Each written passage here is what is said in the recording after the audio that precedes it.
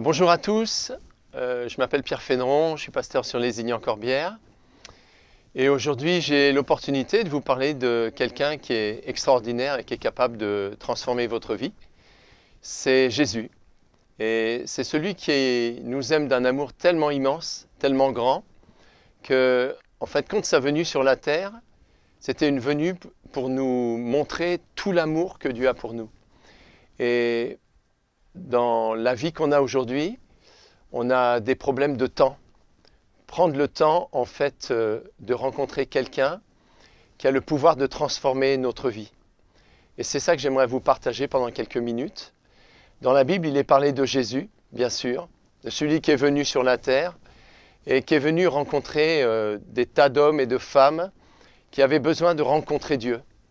Et Jésus, c'est l'intermédiaire entre Dieu et les hommes. C'est celui qui est venu pour nous montrer tout l'amour que Dieu a pour chacun d'entre nous, en fait.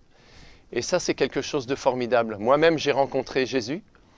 Il a changé ma vie, il m'a transformé.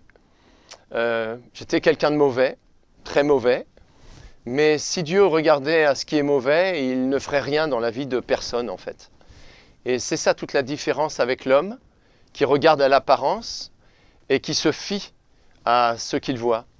Alors que Dieu regarde à notre cœur. Et c'est complètement différent. Si on voit la justice de l'homme, ça ne marche pas. Si on voit au niveau de l'argent, au niveau de la société, au niveau des couples, des foyers, c'est très très compliqué. Au niveau des enfants, des ados, des jeunes, c'est très très compliqué. Et il fallait que Dieu envoie quelqu'un d'extraordinaire comme Jésus pour se mettre à notre niveau et nous montrer en fin de compte qu'il y avait autre chose à vivre. Autre chose de plus extraordinaire que la vie sur Terre, où c'est métro, boulot, dodo, où c'est l'école, le collège, le lycée, la faculté, le travail, la retraite, et on meurt. Si c'est vraiment ça la vie, ben, il vaut mieux même pas naître, quoi. Ça vaut même pas le coup.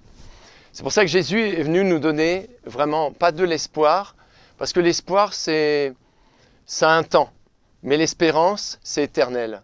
C'est vraiment toute la différence. Et c'est ce que j'aimerais pouvoir vous transmettre dans ce moment.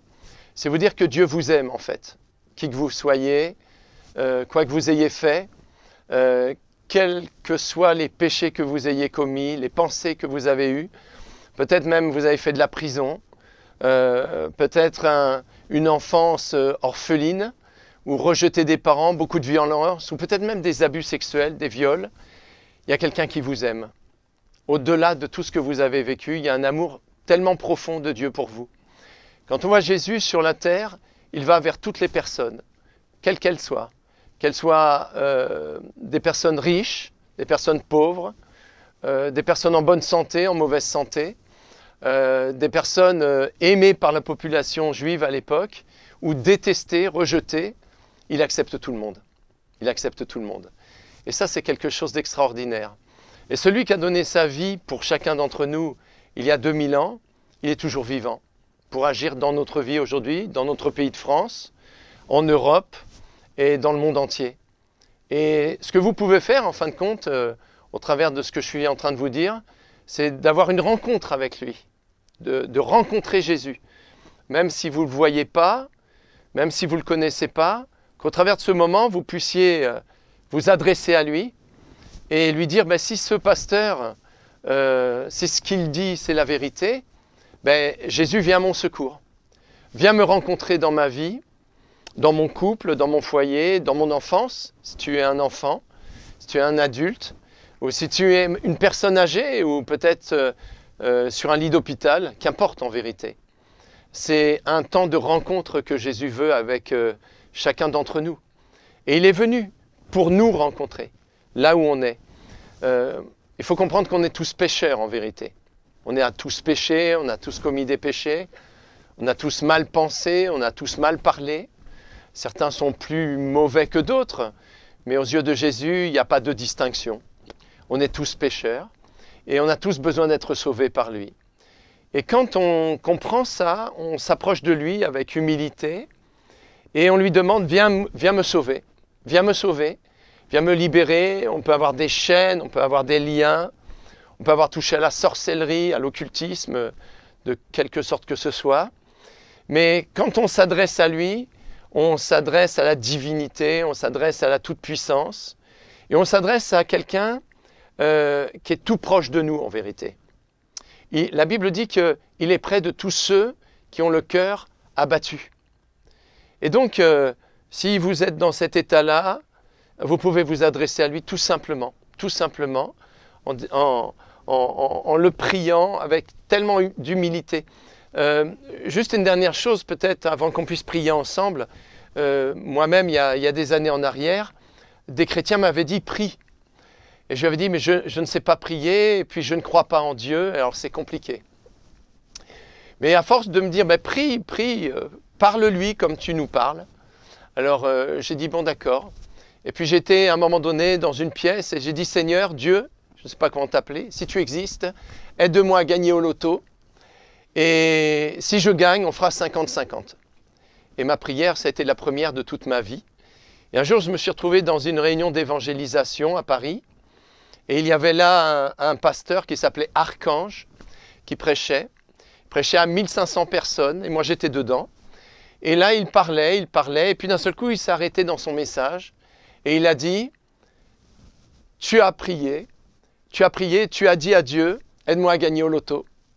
Et si je gagne, on fera 50-50. Et il a continué en disant, mais Dieu n'est pas un tricheur, et Dieu n'est pas d'accord avec toi. Et c'est là que je me suis rendu compte que Dieu existait, et que même les prières les plus bizarres qu'on peut faire, ce n'est pas qu'il les accepte ou il les exauce, mais il les entend. Et j'aimerais qu'on prie ensemble en fait.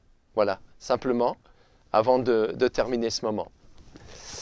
Seigneur, on te remercie pour ce moment passé devant toi. Et j'aimerais te prier pour les amis qui vont regarder cette vidéo et te demandant de les toucher, te demandant de répondre à leurs prières, te demander vraiment de leur montrer que tu existes, que tu es plein d'amour pour eux, que tu es plein de bonté pour eux, de grâce, Jésus. Révèle-toi dans leur vie, révèle-toi dans leur cœur. Aide-les à se tourner vers toi, aide-les à te rencontrer comme je t'ai rencontré et comme d'autres te rencontrent dans le monde entier en ce moment. Viens dans leurs problèmes, dans leurs difficultés, peut-être même dans leurs maladies, Seigneur. Viens là où ils sont, Seigneur, où ces personnes sont. Je t'en supplie et change leur vie, transforme leur existence. Tout cela, je te le demande, Père, au nom de Jésus-Christ. Amen. Merci, Jésus. Voilà, que Dieu vous bénisse abondamment. À bientôt. Au revoir.